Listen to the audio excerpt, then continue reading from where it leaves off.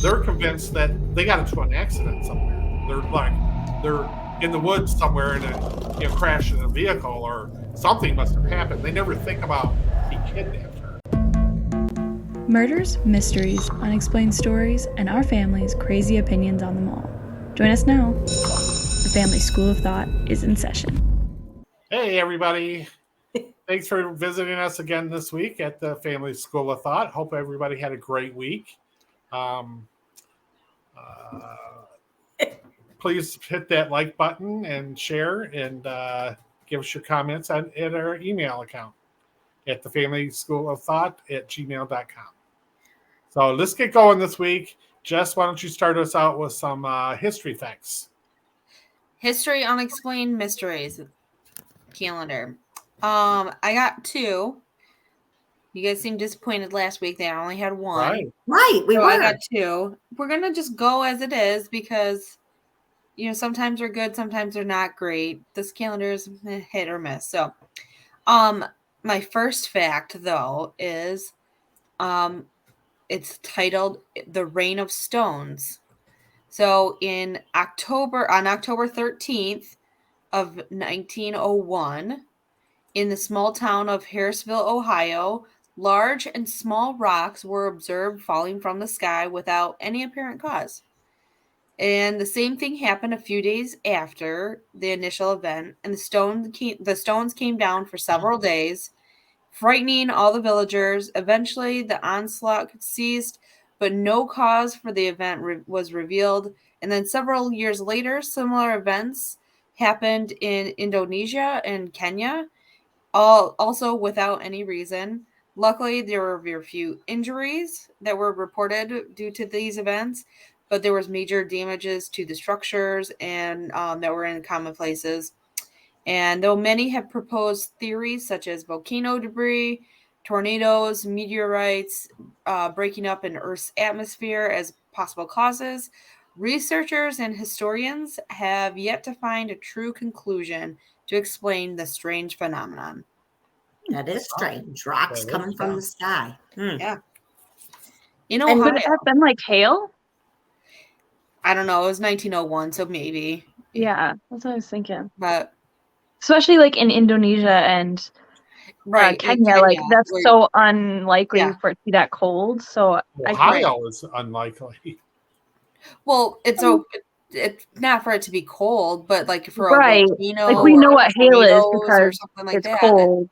Yeah, I don't know. Like Kenya, it's not cold enough to get that kind of frozen rock in the air. Yeah. Interesting. So my second one, and this is also from History Unexplained Mysteries. According to legend, this is the dancing plague of 1518.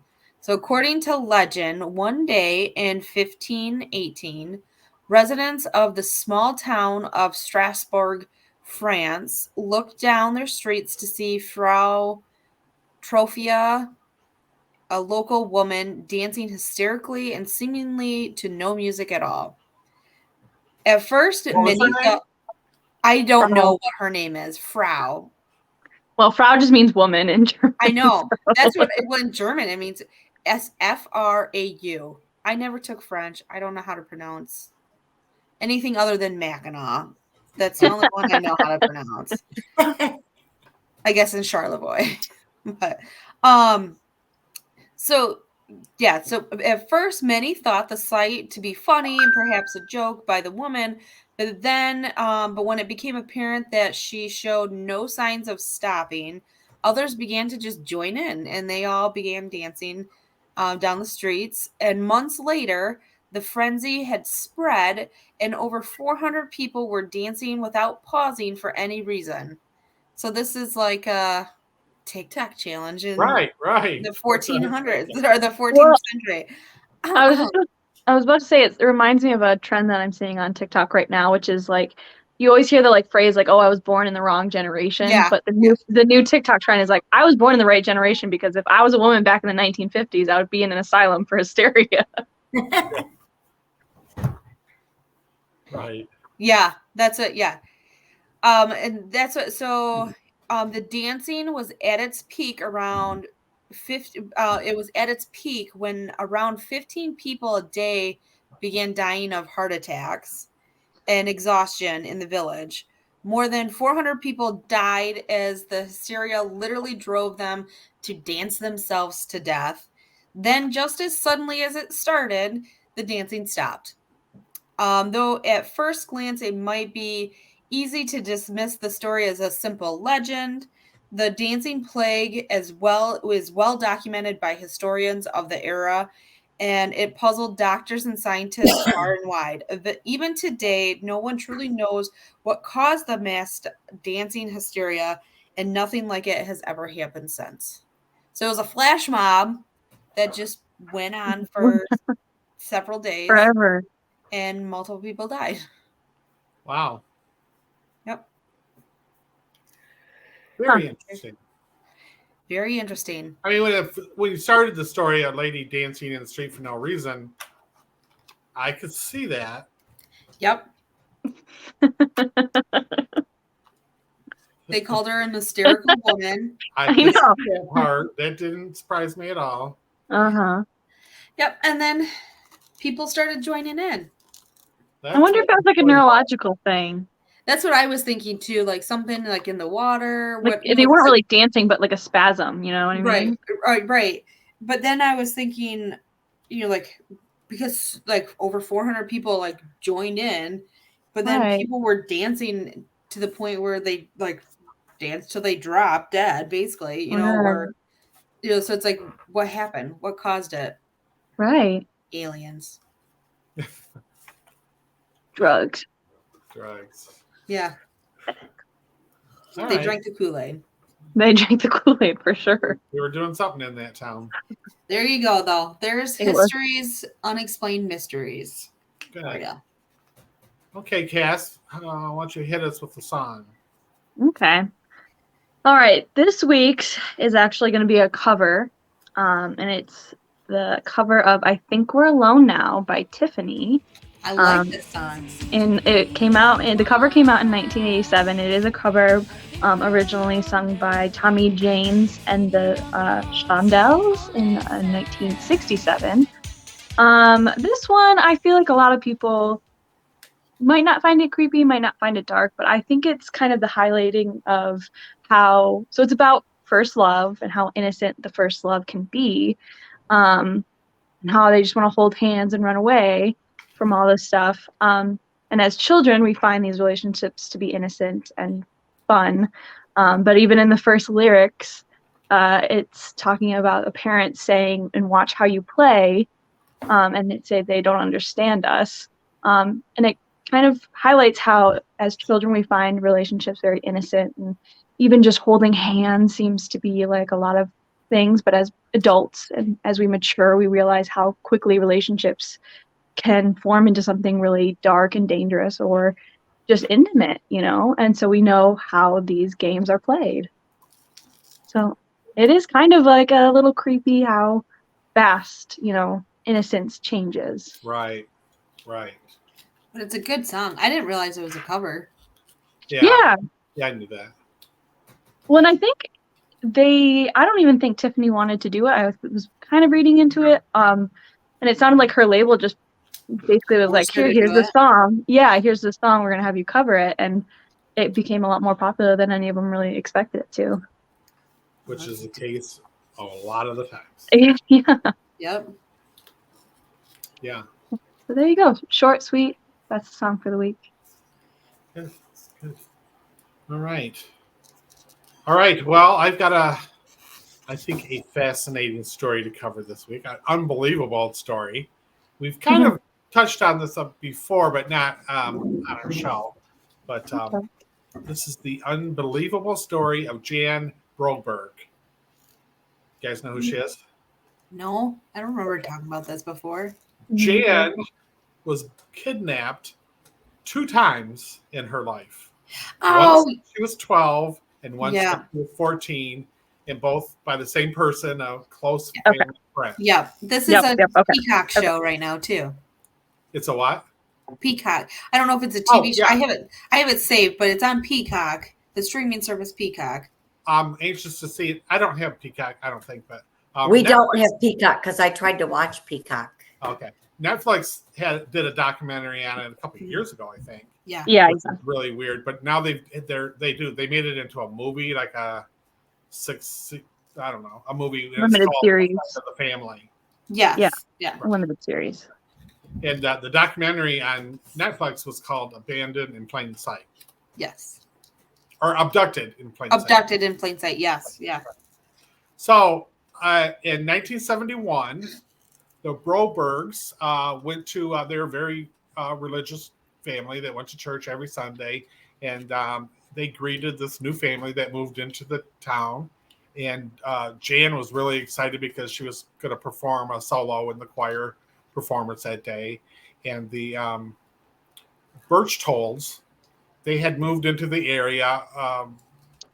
And he was a very successful furniture salesman. He had a furniture store. And both families had, children of the same age. And the two families, they just really quickly became very, very close friends.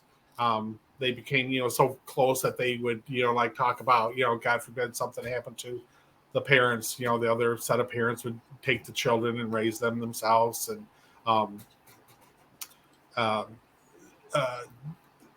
both of the fathers were named Robert, and they went by Bob, but I'm going to say Bob and B as actually they in an interview I seen, Jan called this man B rather than Bob.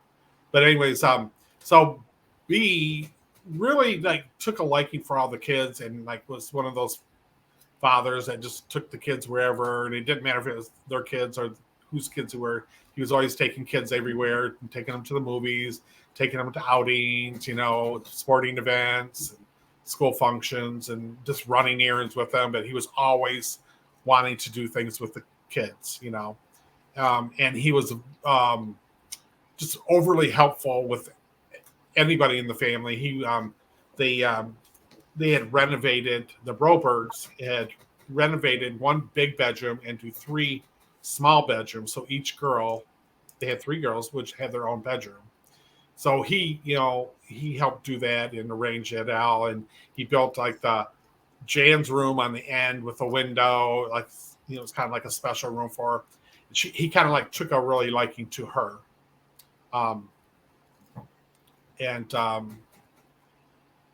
He just really liked getting the families together, and they'd sit around and tell UFO stories or theories about UFO sightings and things like that, because Bob was really into that kind of stuff. So, the kids would just enjoy sitting around talking about that all the time. And that, the kids got along really well. The fathers become like best friends, and the moms, both were, housewives raising their kids. And so they became best friends, and this family become just extremely close.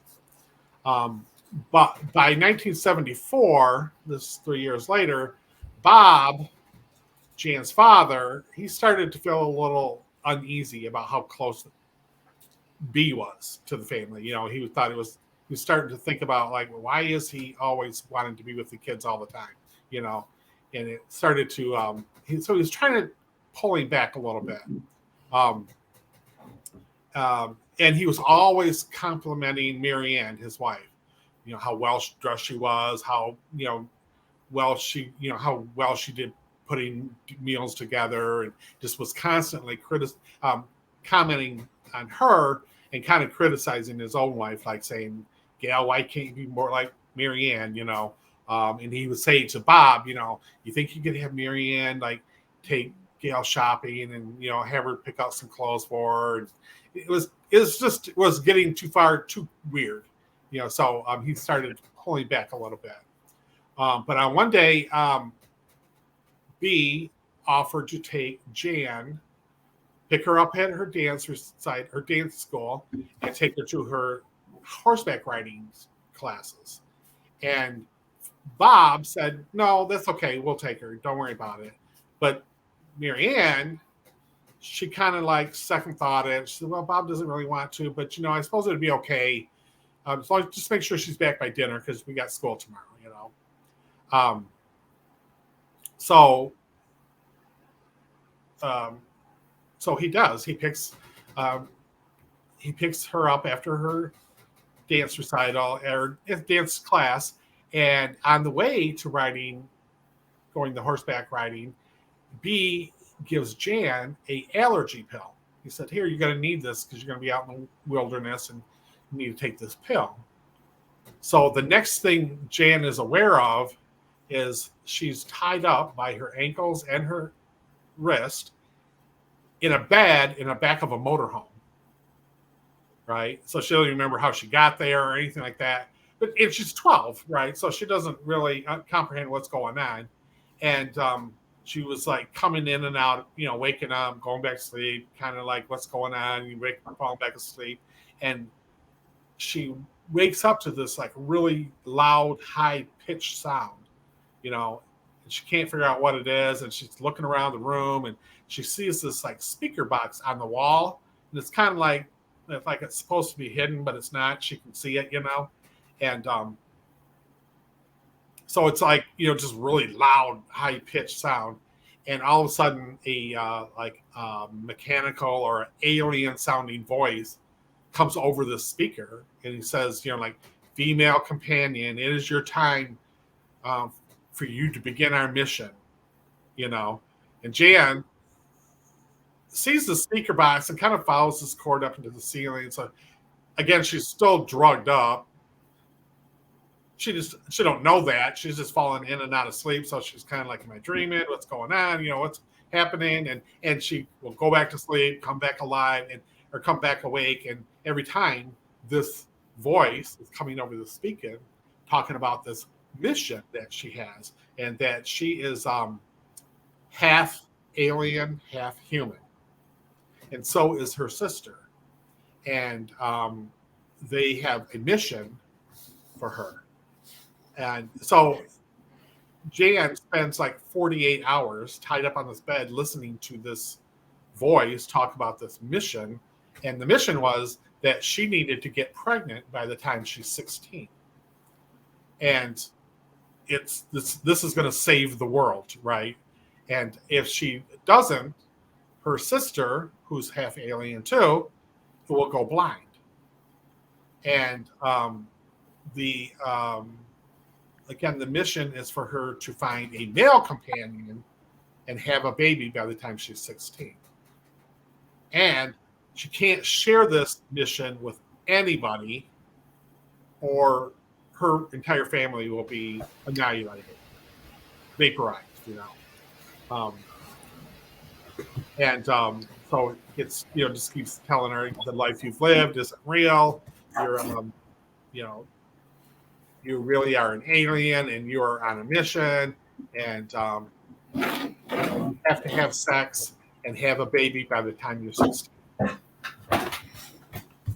So again, she just keeps getting this message for like 48 hours, and then finally she wakes up, and actually food was given to her. She doesn't really know how it got there, but there was food when she wakes up, so she would eat it, and water, and she would drink it. And no doubt there was probably something in that food because she would just make her go back to sleep. But finally she wakes up and she doesn't have any wristbands on. She doesn't have any ankle bracelets on. And, it says, the mission needs to begin. Your male companion is in the front of this motorhome. You need to go there and meet him. Right? So she goes up front, and there is B, unconscious on the couch, and there's blood everywhere in the whole place, and a window's broken out, and so she's trying to get him to wake up, and she's trying to clean the blood off of him, and finally he kind of like groggily comes through, and he's like, "What's going on? What happened?" And so she's telling him about this alien that keeps talking to her, and about this mission, and that she needs to have a baby by the time she's 16. And she's like, "I'm only 12. I can't have a baby," and and at the time she didn't know anything about sex at all, So, but she's telling him all about this alien and how he's going to vaporize the family if anybody finds this out, and her sister's going to go blind. And so he's like, well, you know, it's starting to come to me now. I remember I came in here and there was a bright light, and you were going to that bright light, and I rescued you and had to fight off these aliens to get you. And they were fighting me, and I got caught, and I got cut by the window, and you know, and so he's telling her how he saved her from the aliens who were trying to abduct her. So, and that, you know, she was headed towards a bright light, but he grabbed her and saved her, right? So then he says, well, you know, you have to follow this mission. You can't, you know, like, not do it because it will, you know, annihilate your whole family. I've seen the aliens. They were trying to kill you, you know. And so he convinces her that, you know, I'm your male companion. You're the female companion. We need to have a baby together. That's so sick. Yeah, she's 12. She's 12. And she is already very close to him. And her father should have stopped it, and her mother should have stopped it long before this. There's a part we get into this. Her father was becoming very suspicious. Yeah, not suspicious enough. There's a part that's missing. Yeah, we're gonna find out in a minute. But yeah. So, but of course, remember this is 1971. Right. People didn't talk about children having sex, and even though she was abducted, it didn't mean she was being, you know, having sex.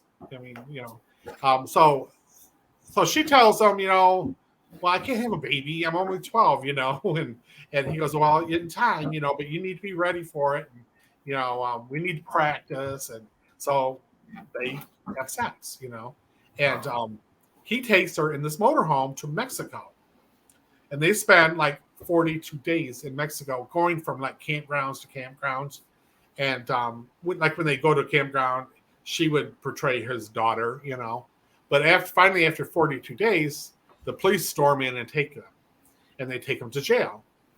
And now he convinces this guard. He gives him his wedding ring, and he convinces him to go get her and bring her to his cell. And he does. So he brings her to his cell, and he says, listen, you know, we cannot stop this mission. This has to happen. But we can't tell people that we're having sex, and we need to get married. So when we get back, I'm not arrested for kidnapping you. You're my wife. And so he has his brother come down there, and his brother gets a marriage certificate, and she signs it, and they have some type of ceremony, but I'm sure it wasn't a real wedding. It was like his brother, you know, officiated or something like that. It was weird.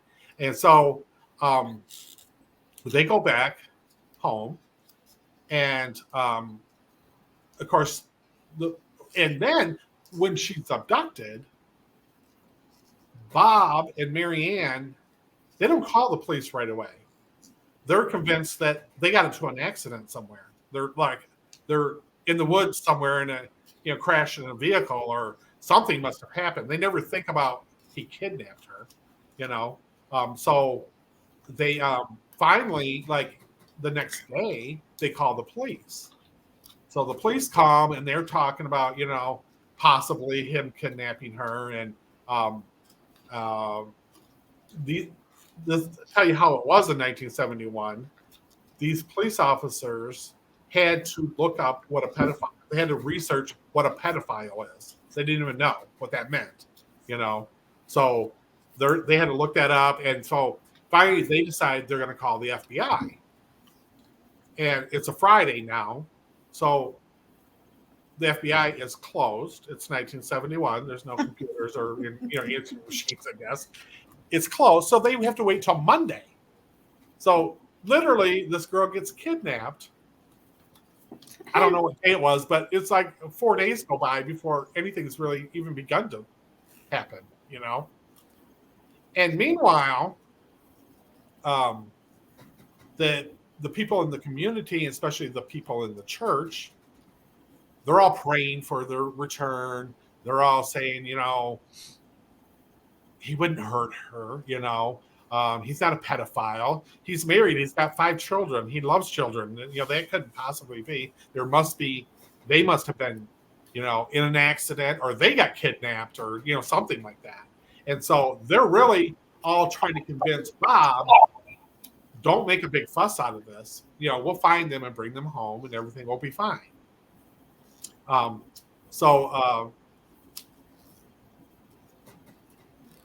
However, so after like 42 days, they find them and they bring them and they arrest them and they bring them back. And now the church people are convincing him.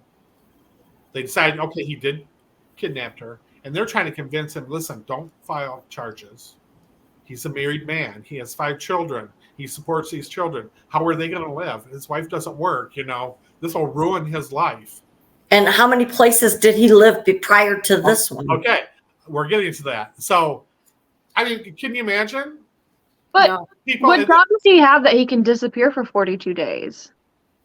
He owned Does he still have a job at this point? No, he owned the furniture store. Okay, but still. He owned it, so he could still operate without him. But if people stopped going to his business, he wouldn't have a job. And if I found out somebody was a pedophile, I definitely wouldn't be going to their business. Not in 1971, you wouldn't. Ah. You think you've got it bad today? Think about that. 12-year-olds get kidnapped and is raped in 1971, and they want to protect the kidnapper because it might ruin his life. So at this time, the police find out that the reason they moved to this town was this happened the last place he lived. A mother and daughter claimed that, he was having, sex with his daughter, raping his daughter, and they just moved to the next town. And again, it's 1971, so it's not on the internet. It's not on, you don't have this information. And that they also attempted to adopt a 10-year-old and were denied. So now. And did he ever hurt his own children? Did he molest his own children? I don't know. It didn't say. But when That's you think about it, now his wife knows this, right? Because they had to move. Because They've moved, yeah. they were told you can't adopt, you won't be parents, So, but she's denying it. She's like, and she's begging Marianne, please, don't press charges. It'll ruin us, and so the church really convinces them to not press charges. And Jan she's not admitting to anything, right? She's not telling them anything's wrong, and she refuses to say. Of course, they don't say anything about sex, but she was just saying, we just wanted to be together for a weekend. He's saying, I really don't know what happened. We just got driving, and I don't know what happened, how we ended up in Mexico, and of course now the church is saying, listen, you don't know how lucky you are to have her back. Lots of times they don't come back, so you got her back. She's healthy. There's nothing wrong. Just let it be, right? And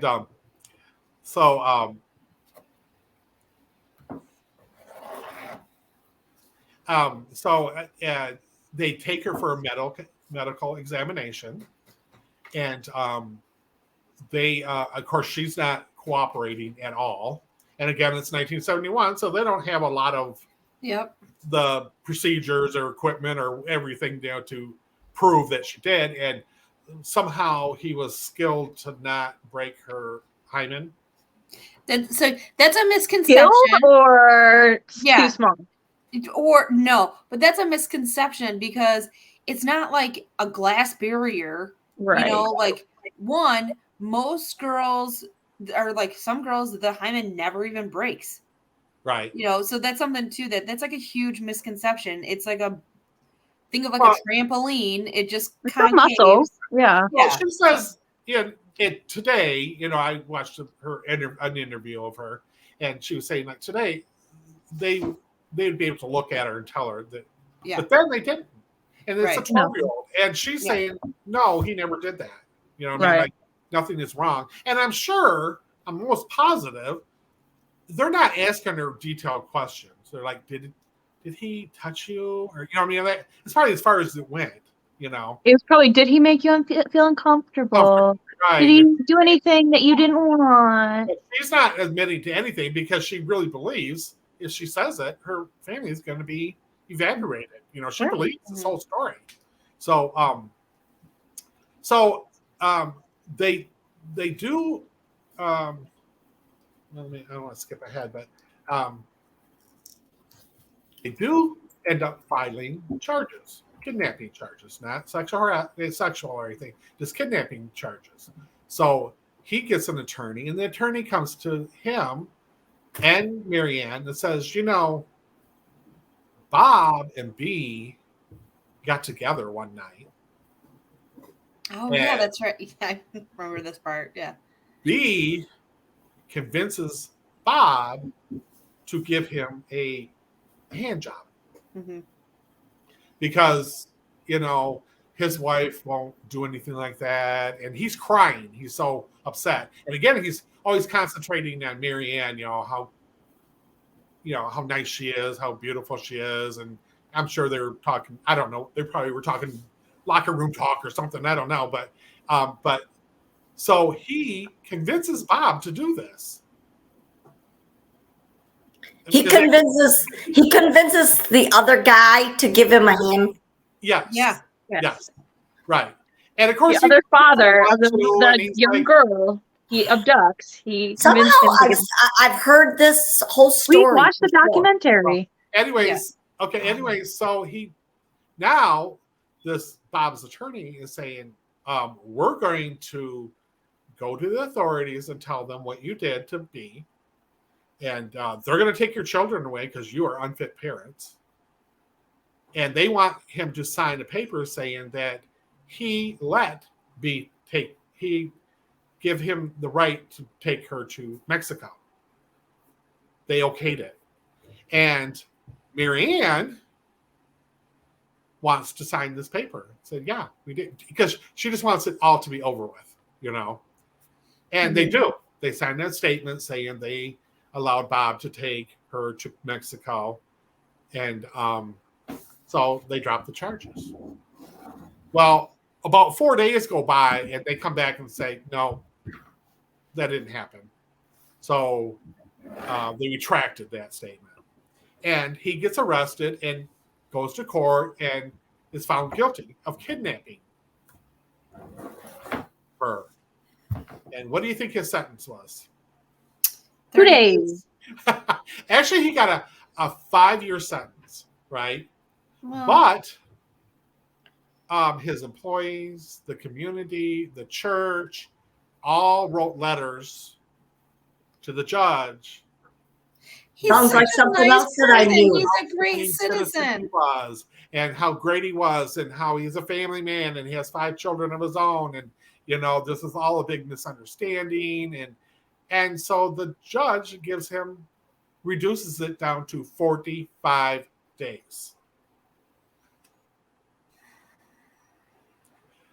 So he kidnaps a girl, takes her to Mexico, is having, abusing her the whole time, and he gets a 45-day sentence.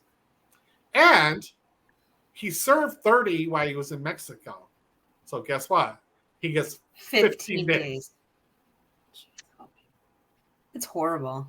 I just want to point out that none of them are saying, these church people, his employees, none of them are like, oh, he didn't do it. It's just, oh, he's a good man. I don't think so. Right. They're all literally saying, this is a misunderstanding. This is a Nice guy, misunderstanding. 'cause he's conned everybody, and he's a nice guy. He would never do anything to harm her. Having, assaulting her sexually really never comes into the picture because they just don't talk about it, You know, it's he took her to Mexico. You know, For what? Like, for what? so Why would you take a kid to Mexico? and literally even Marianne and Gail are still friends. The kids are still friends with each other. It's all like nobody will talk about it, you know. And again, she's not saying anything about sex, so that doesn't even enter the picture. It's her taking to Mexico. So so now she's back home with her family, but this voice box appears in her room. The room that he built for her on the back of the house with his own window. And so she's literally getting these messages in the middle of the night from this alien, you know, and he's appearing in her room in the middle of the night and nobody knows. And they're continuing their mission. Sick. They're still going to church together. They're still, you know, functioning in the community as two families that get along. It's crazy. Isn't that crazy? Yeah. Like That's- you would think that like the family, like, oh, you did this to my kid. No, we're not going to press charges, but we're done with you. Yeah. I'd be hightailing my butt out of there and selling that house. Okay, so now that all sounds absolutely insane, right? Right. But now, That's half the story. disgusting. but wait, That is there's half- more. Things more. Because when she's 14, this all takes place in within 2 years, right? Right. Now she's 14, and he kidnaps her a second time and takes her to a all-girl school, Catholic school in Pasadena, California, and he arranges her to stay there, and he convinces the nuns that he's a secret CIA agent, and that her mother has died, and that he wants to leave her there because he's got to go out and do these secret missions. And he goes, and there's people are after her. So you need to protect her. You need to make sure that no one knows she's here, you know. And he goes, I don't care what they tell you. Do not, you know, let anybody know that she is here. And then he goes and serves his 15 days in jail. So now she's kidnapped the second time, but he's in jail. So he's got a good alibi, right? Well, why is he in jail 2 years later? No, it's- all this happens over 2 years. Right. Yeah. Yeah. She's abducted when she's 12, and then all of this like court proceedings and trial and his All this judgment stuff. is over 2 years. This takes 2 years. And so, you know, it's done, but he's got to do his 15 days now he's got to do in prison. And he does it. And she, after he kidnaps her the second time and puts her into the school. And then, she's old enough that she should call her parents. well, she's 14 at this point, but she's still She thinks it's a mission. believes He's brainwashed her into Yeah. thinking this is a she's mission. completely brainwashed. Everybody in the whole family has been brainwashed, really. And so, so now of course, they're on him, but he's in jail. You know, he couldn't have done it. And he's saying, listen, she hates her parents. She ran away. There's no doubt about it. She ran away. She's somewhere out there. And for her own sake, you should allow me to marry her now because I can keep her safe from her parents. So, and the police do go to this school several times because the mother somehow finds out that she's at a school. And so she's going through all the schools she can come up with. And the police do visit this school, but the nuns, you know, they're like, no, we never heard of her. We don't know anything about her, you know. Good luck, you know. And finally, they go back to this school like for the second time. They're like, look, here's the articles that are in the paper. She is a missing girl that has been kidnapped. And here's the person that we think kidnapped her. And of course, the nuns recognize it. So they finally give her up, right? So now, the Butch Toll family, he and his wife and 5 children, moved to a town 2 hours away because Gail, it was too much pressure for her. She couldn't take it no more. So they decided to move 2 hours away. But the sad thing for the wife, though, you know it, but this is in the 70s. yeah, Before women could own credit cards or get their Right, own house mortgage. So you're stuck in a marriage. You couldn't even divorce your own spouse if you wanted to. right. So What this is she was- going to do? She's got Right. 5 kids to take care of. And she has no job, no, work skills or anything. So, not to make excuses for her, because, there's still no excuses for her letting her husband do what he did. But, And, he's brainwashed her. yeah, right. So we're all And brainwashed. then to just keep on going to different towns and keep on molesting these kids. Right. And that's where the wife, And the she's wife stuck in it. allows it. Yeah, but Right. she's stuck in that marriage. But that's And I'm sure in Figure typical something of out. that era, more the 50s and 60s, but more than that area, women just put that out of their mind. yeah, You know what I Right. mean? They just didn't acknowledge that it happened.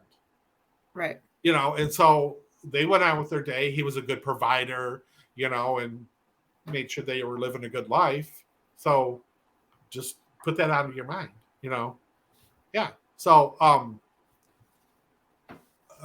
did you guys watch the Aretha Franklin story? Mm-mm.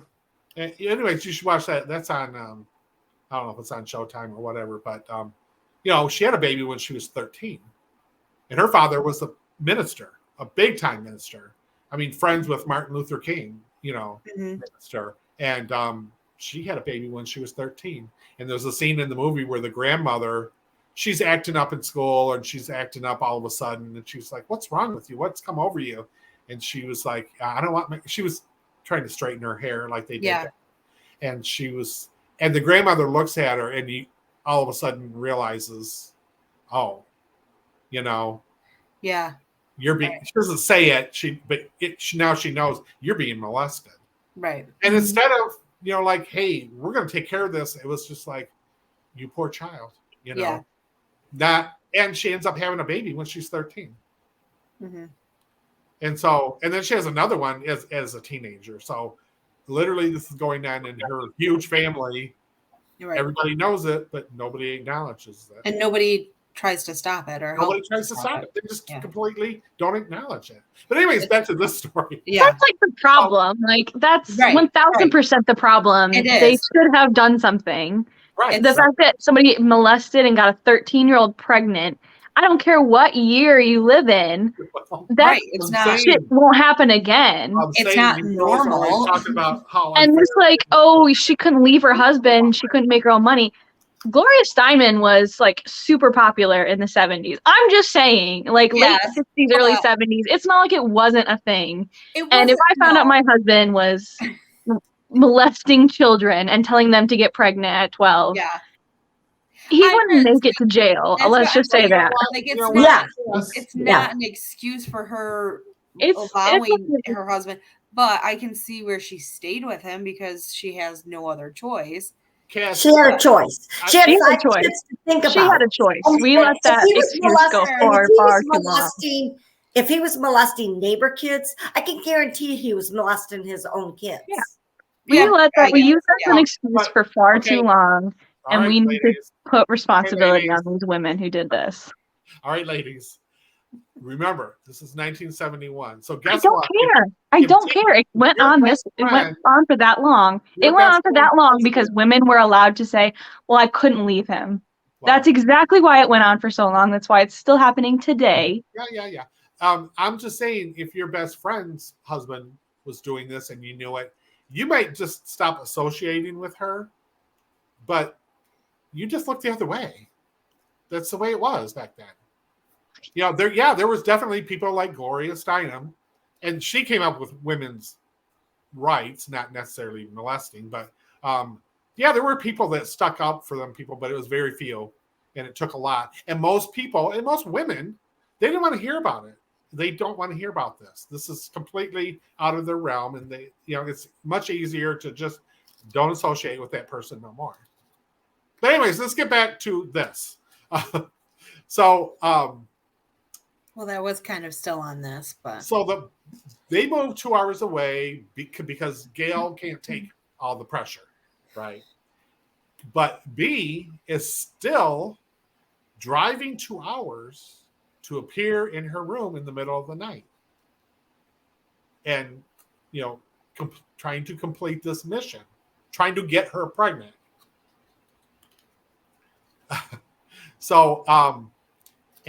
And at this point, he turns his attention to Mary Ann and tries to convince her that he's really in love with her.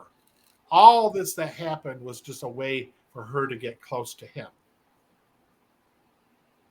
So all the stuff that happened, I really just did all this stuff so I could be with you, her mother. And the whole time I'm with her, all I'm thinking about is you. And so he wants her to move. And then she falls in love with him. He wants her to move down to this new town with the kids, bring the kids, and to be with him. And he's going to divorce his wife, and they're going to be together. And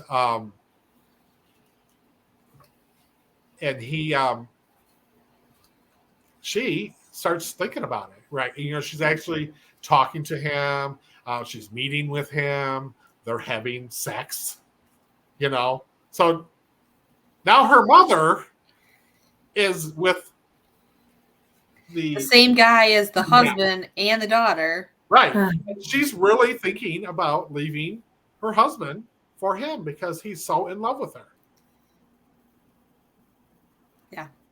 And she's very torn about it.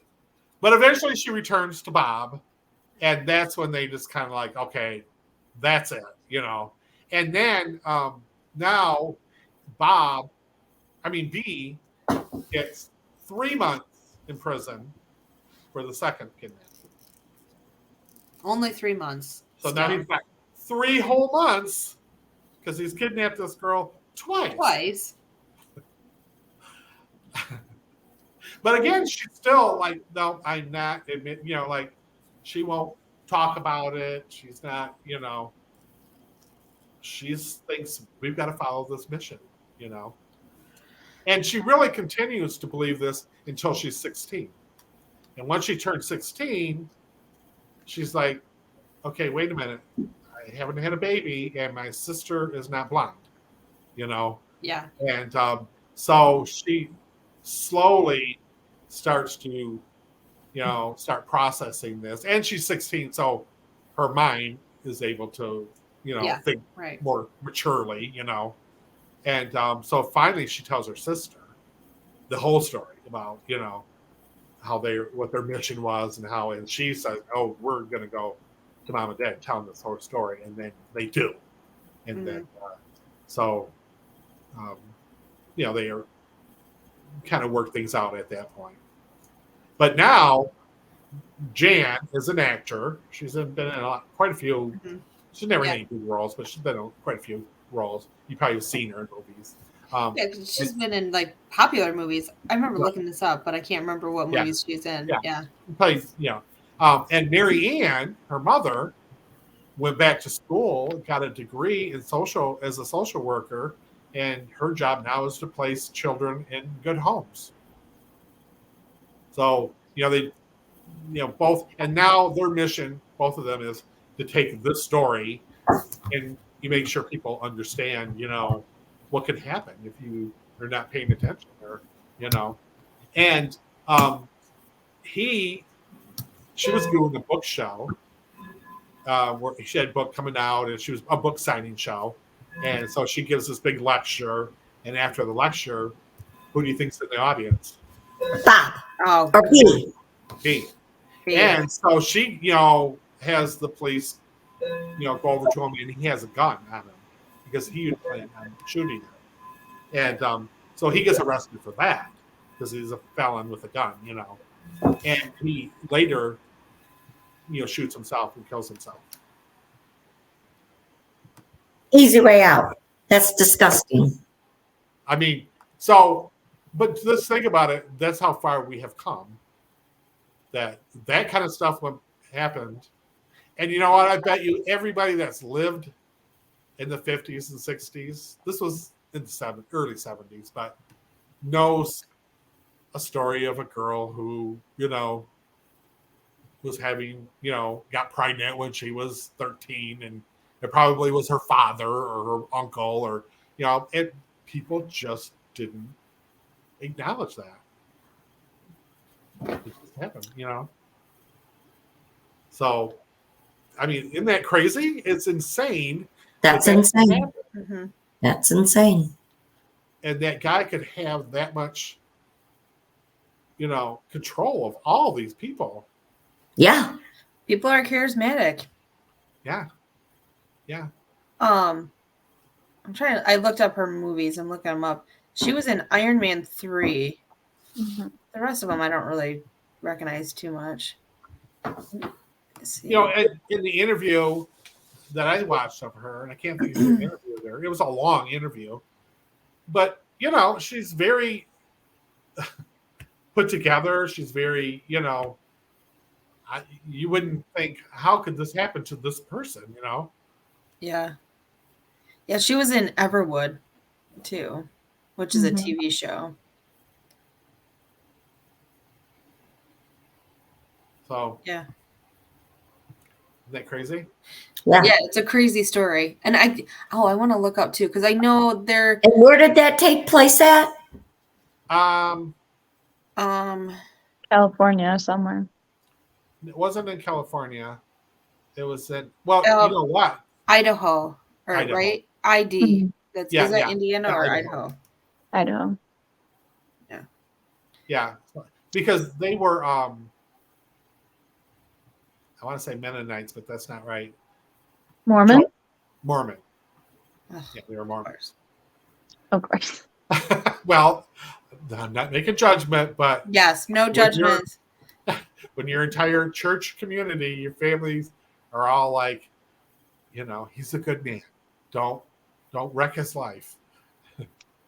But yeah, so Abducted in Plain Sight is on Netflix, but it's also known as Forever B. I don't know. I feel like Forever be? Forever B, like B for Bob. Yep, got it. Which I feel like Netflix lately has been like renaming movies and stuff. Like 13 going on 30 is something new. Like I don't know what it's called anymore, but Well, this is the movie, and then in Peacock they have a show. Peacock. It's called A Friend of the Family. Friend of the Mhm. Family. That's what I was trying to look up because I couldn't remember, and I have it saved. I haven't watched it, but it's got Anna Paquin. yeah. Oh. Yeah. It's got a really Oh, good does cast. it? Yeah. Okay. Mhm. And you know who the B is? I can't think of his name, but he's like perfect for that role. Yeah, well, He I'm has that, trying like, to really- there's I can't think the guy one of the characters, maybe it is B, he was on The Office in like season 8 or 9 or like in the later season. It is. Yeah. He plays B. Yeah. Okay. Because Tom Hanks' son, Colin Hanks. Yeah, is Colin Bob. Hanks is Bob. Yes, that's right. Yeah, that's right. Yeah, Colin Hanks, and then the guy that plays B, I know him from like he was on The Office as Blob on The Office. I feel like I can't think of his name, but he always plays like that like weird straight laced boyfriend that's kind of like, creepy. yeah. That's what like got me. I'm like, oh yeah, this will be an interesting role for him, but I haven't got around to watching it yet on Peacock. Yeah. And of course, the parents have received a lot of Criticism. criticism of the way they handle this, and I mean, that's what blows my mind though too, is that like you knew he kidnapped your daughter yeah. What did you think was happening? and raped her, like he didn't kidnap her to do the dishes. right, exactly. And then you continue to hang out with him. But I also want to go back to they literally dropped the lawsuit because Bob gave B a hand job. Well, That's why you're going to drop the lawsuit? again, Is because it's going to come out that you gave somebody a hand job? They thought we'll lose our kids because they'll say, yeah, because you know, Because yeah, you gave the man a hand job. yeah, but being But- gay but was it was I like, guess against the I get law. it, but it was after the 70s. This Yeah. isn't 20s. They're and not going it to get was their only kids taken 3 or away. 4 days, and they decided to retract that. yeah. But it was Marianne that wanted him to sign it too. She was the one. And she's the one who fell in love with B later on. So Well, and I I think- think she definitely could use some Yeah. criticism. Well, and I think with that too is, you know, like as a wife, like I don't want the public to know that you Right. were having a Right. like a intimate Right. relationship with Right. another man, and yeah, But it's Oh, fine yeah. if she does it. well, yeah, because it's a heterosexual relationship, not a, you know. I think that's what kind of, and that again for entertainment purposes, you know, like these are our opinions on that, but that's something that I'm Well, assuming kind of goes she through. did not know anything about that until, you know, he threatens them, you know, and he did it all along thinking, I'm going to need this, some blackmail. Yeah, You know, Right. and her thing is now, she said, literally from the first day he's seen her singing in that church choir, hmm it was his mission, you know, and Yeah. all these little things he did for years to build up to this, you know. yeah. That's people are gross and creepy. I mean, obviously she's 12. I'm not blaming her. I just like what she knew that he was the last person she was with in the car. So like, no, like I think some of it though is like, man, Oh, I don't like, know. Thankfully, her I've never not had to go realizing and, through a like- situation like that. But like, yeah, you know, it's like you partially would be in denial. Like this is like like you know they were so Oh. close that this is family. Like Right. why would This is like Family- her second dad. I mean, right exactly? Right. You know, like you trust that person. Like And why plus, would you? When you're 12 and it's 1971, you don't know anything about Right. sex. You don't know anything no, about no. molesting, or you don't. I mean, Right. you never even heard of this stuff. I mean, it was totally completely foreign. And he was even like he would always tell these UFO stories and theories and stuff. So he's already He was- playing it in He their was mind. building it up. He was So- playing the long game with Right. this one. Right. So then when it does, it's clicking to a 12-year-old where you're like, yeah, this Oh, is like yeah. one of those, you know, stories that he's always talking about, you know. Yeah. And so I could see a 12-year-old going for it, you know. And even afterwards, now she's 14, still believing that, well, you know, well, that's the only thing you've been thinking about since you're 12. It's hard to Right. stop, you know. I don't blame her at all. No, There's a lot no. of things. I mean, as a kid, there's a lot of things that you guys told us that I believed to be true until I went out into the real world and I realized, oh, it's not illegal to drive with the car lights on. I know. That's a You big know? one. You're not The going to car get pulled lights over on. if you have the inside lights. Dad No, can the dome see with lights. the lights on. The He just dome doesn't lights. want to. Yeah. What are you talking about? We used to try to like read while we were Yeah, driving in the interior car. lights. Well, I'm trying to drive. Well, But you said it was illegal. Like we were gonna get pulled I don't remember over. that. I don't remember saying that. I do remember, and your mother still does it today. It's more important she read a book than I see where I'm going. You know, it's like, okay, as long as It's not you're like it's okay. insanely hard to see with the light on. But it's okay for him. I know. Yeah, He would do TV. it if we were driving. I know he's got his phone glaring and watching it, but can't read I a book. just okay. The whole point was, you know, like when you're told something your whole life. I mean, look at me Right. when I was a kid. You guys said I was a princess. I went to school believed thinking it. I was a legit princess. You know, it's like you grow up being told by the people that you trust that are your human adults that you know. And you were like believe- almost married before you found out I you weren't really a know. princess. You're right. I know. Matt had to put me straight. I don't blame her. I'm just saying, like, it just seems so crazy that you'd be like, wait, you were the last person I was in the car with, Right. and Well, now some you're saying you had to people- like rescue me from this, light in this RV. Like something's not adding up there. Well, and I also think too, it's back in the 70s, and if they were Mormons, I don't think the women in the Mormon culture were very educated either. No, so absolutely that's not. something that kind of, like you do what you're told and you I listen think even to this day they're not educated well right. enough. Well, and I don't want to pass judgment on people, but women were taught to the man is the king of the castle and you follow the man's, that's Right. just the way life was. So Yeah.